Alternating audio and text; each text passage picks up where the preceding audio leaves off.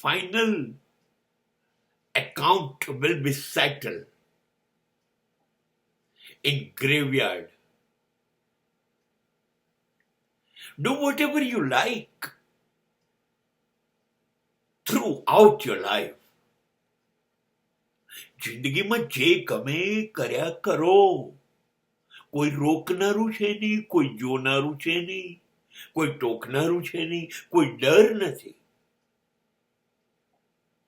ચિંતા શું છે? જે કરવું છે કર્યા જ કરો, નિર્ભય.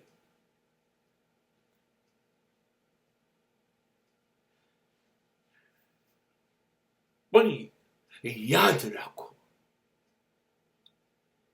તમારી બે આંખ છે.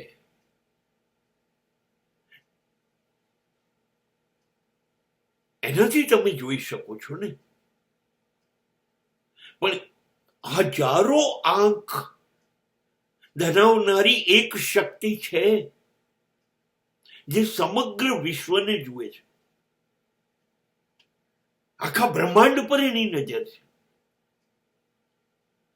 ક્યાં બચશો?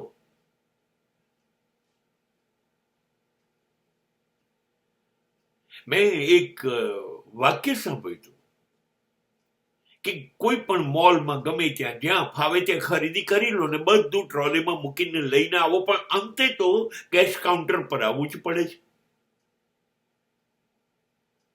બસ જિંદગી આ જ છે.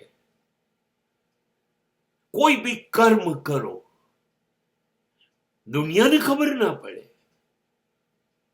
છુપાઈ દો. પૂછનારું જોનારું છે કોણ? ડરવાની જરૂર શી છે? પણ ફાઇનલ કેશિયર જ્યારે કબરમાં સૂઈ જઈશું, કબ્રસ્તાનમાં પહોંચીશું, જ્યારે ભડતી ચિતા ઉપર બળવાનું આવશે, ત્યારે તો બધું જ અહીંનું અહીં જે કર્મો કર્યા હતા એ રહી જશે. હિસાબ તો આપવો જ પડશે કેશિયરને. જવાનું છે જ્યાંથી આવ્યા હતા ત્યાંથી. ભલે મોલમાં ગમે તેટલું રખડી ખાઓ ટ્રોલી લઈને,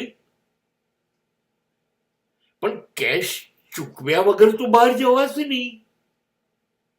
એવી જ રીતે આખી જિંદગી જેમ ફાવે, સારા ખોટા, ગમતા ના ગમતા બધા કર્મો કર્યા જ કરો. કોણ જુએ છે? કોને ખબર પડે છે?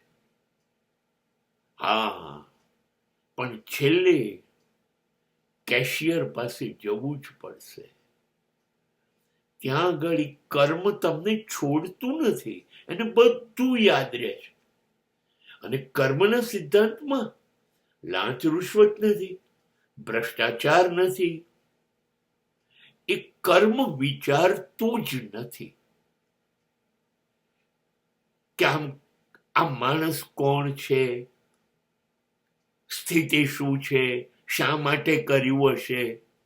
ના, કશું જ નહીં. કર્મ તમે જે કર્યું છે એનું ફળ આપશે, આપશે, આપશે.